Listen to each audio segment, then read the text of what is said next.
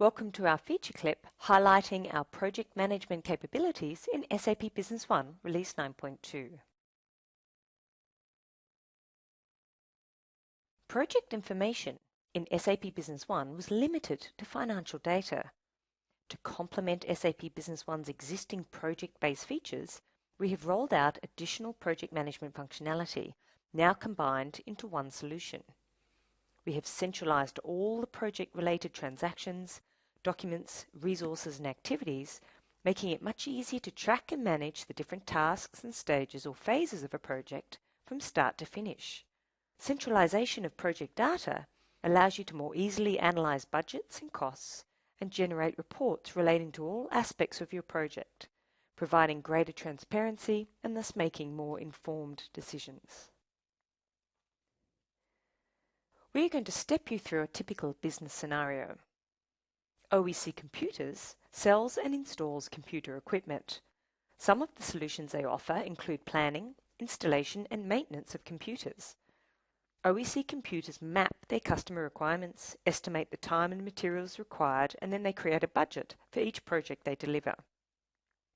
When the project details have been approved by the customer, installation begins. So let's now see how we would execute this project activity in SAP Business One, Release 9.2. We are now logged in to SAP Business One, Release 9.2 as Jason Butler from OEC Computers. Firstly, to use project management, you need to first enable the feature under Administration, System Initialization,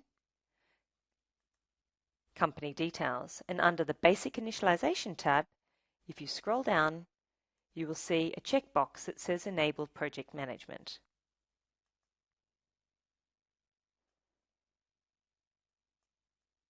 Under the Project Management module, we are going to open up a project for our customer, ADA Technologies.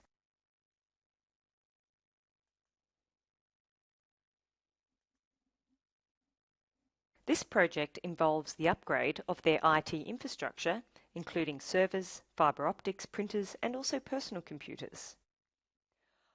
On the header level, we can see that we've defined this project as an external project. You can also create internal projects. We've identified a project name, the start date and due date, and also a project lead, for example, the sales employee that's going to be managing the project. You also have the ability to define a number of sub-projects within a large project, and to manage those sub-projects you would check this box. Under the Overview tab, we have defined this project's risk level as low, the industry as IT, and we've included any relevant comments such as this is going to be just a standard IT infrastructure project. Let's move on to the Stages tab. Under the Stages tab, as you can see here, we've already started the project by defining a number of stages and tasks and their start and end dates. Currently, we're just finishing off the scoping and blueprinting phase. When working with a project, we can also assign a financial project to it. In this example, we've created a financial project called ADA, and this will be used on all documents generating journal entries and will give us additional reporting capabilities. Once we have a financial project selected, this will be added automatically to the extended selection criteria on all of our example profit and loss reporting requirements. So under the Stages tab, we have a number of predefined stages. These stages for our project are start, execution, test, and finish. And all of these stages can be defined according to your project requirements. For this project, we kick off the project with the start stage. And the task associated with this stage is the scoping task. And this is where we're actually going to map the customer requirements. Tasks, of course, can also be defined based on your project requirements. We then estimate a planned cost associated with this stage. And likewise, you can see any invoiced or open amounts relating to this particular stage of your project as well. We've also defined the percentage in which this particular stage will take across the entire project. For example, this stage is only about 5% of the entire project. This is where we define whether or not the stage is completed. We also have the ability to assign an owner or a person responsible to this particular stage or task, and in this case Sophie Clogg is responsible for this planning stage, and our overall project leader is Jason Butler, who is our sales manager. You also have the ability to define any stage dependencies, and what this means is you can't move on to the next stage until a particular stage or task has been set as completed. Here we have a dependency between the mapping of the requirements and the execution stage, and what we need is to have all of the budgets and scoping signed off by the customer prior to the installation phase. For this particular project, we have a scoping task. We then move on to budgeting, which actually happens in parallel with the scoping phase. We then move on into the implementation phase, and then we have a finalize as well as the go live phase. Let's highlight the scoping phase. If we scroll down to the bottom here, we've got a number of options to review. We've got open issues, any attachments, any documents, work orders, or activities. So for the particular stage that we have highlighted, if we open up the open issues phase, we can see that there are 2 open issues relating to this particular stage that need to be solved before we can move on to the installation phase. As our project management capabilities are linked and integrated with our service module, we also have the ability, for example, to look at a solution for any open issues. So as we can see here, Sophie Clogg has found a solution, and we can drill down to that solution, which comes from our solutions knowledge base, and it will give us a solution to resolve for this particular open issue. In order to close off on these open issues, we need to actually find the sign-off documentation and also any detailed missing planning documentation for us to move on to the next stage. So before we can close these open issues, we're going to move on to the attachments and make sure that we attach the relevant documentation for our scoping phase. Once we have received the required documentation, such as the sign-off documentation and any detailed plans that we need, we're able to include them in the attachments area.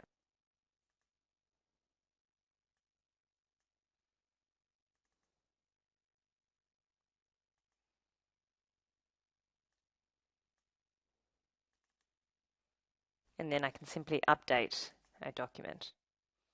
I can also then go into the open issues list, and then I can mark these open issues as closed, given that we've received the information that we need to close off on this stage. Now that we've finalized the first stage of our project, we can tick the finished checkbox, and then if we update our project window, we can see that the percentage complete field has been updated to reflect that 5% of the project is completed. In addition, we've also completed the budgeting phase of this project, and we can update the project window and also see that now the project has been updated to reflect that it is 10% complete. Let's now move on to the actual execution of the project. So if we move on to our implementation phase, we can see that we have defined a planned cost of $21,000, and this is a result of the scoping and budgeting that was done in the previous 2 phases. The person responsible for the implementation phase is going to be a user called Julie Bowens. Julie has spent some time on the implementation phase, and as a result, we can now start posting expenses. If we move to the Documents part of the project window, we have the ability to be able to select a delivery, for example, document and corresponding AR invoice to a particular project. Julie Bowens has worked 10 hours on this particular project for the implementation stage, so we can actually invoice 10 hours of labour items. So let's now select the delivery document that we created by simply selecting the right document type and the right document number that's assigned to this project.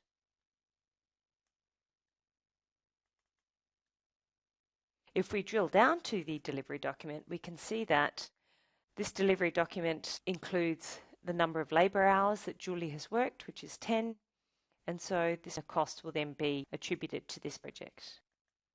In addition, we've also sold 2 servers and 2 printers to the customer for this project, so we're going to include that invoice as well.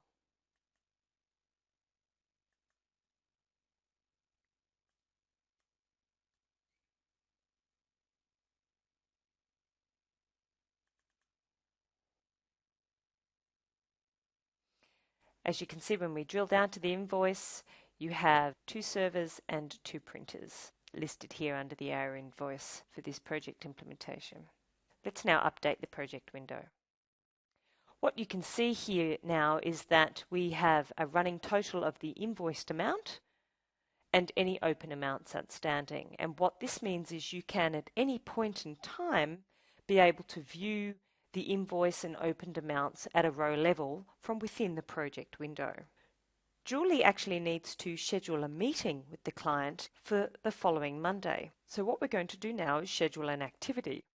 We can do this as well directly from in the project management window. By clicking on activities, we've got the ability to create or open up a new activity. In this case, we're creating a new activity. The new activity is going to be a meeting at the customer site. It's going to be linked to our customer ADA technologies.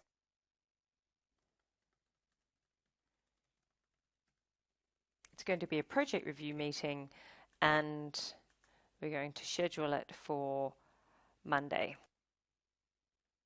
starting at 8 a.m. and finishing at 12. Now I've got an activity directly linked to this project window. If we now go into the calendar,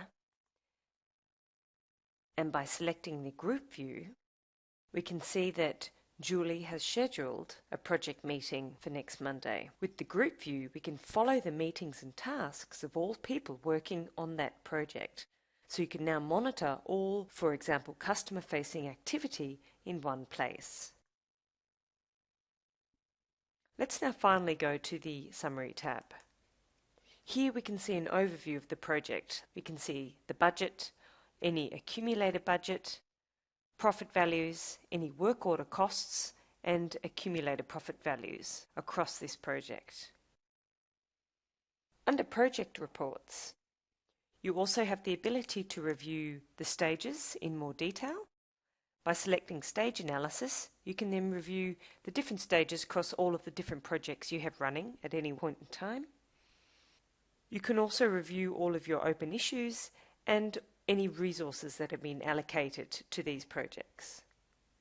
We've just demonstrated a simple project in Business One, which can now be managed centrally, making it much easier to analyse budget costs and generate reports integrated with other processes such as the service module and activities relating to all aspects of your projects.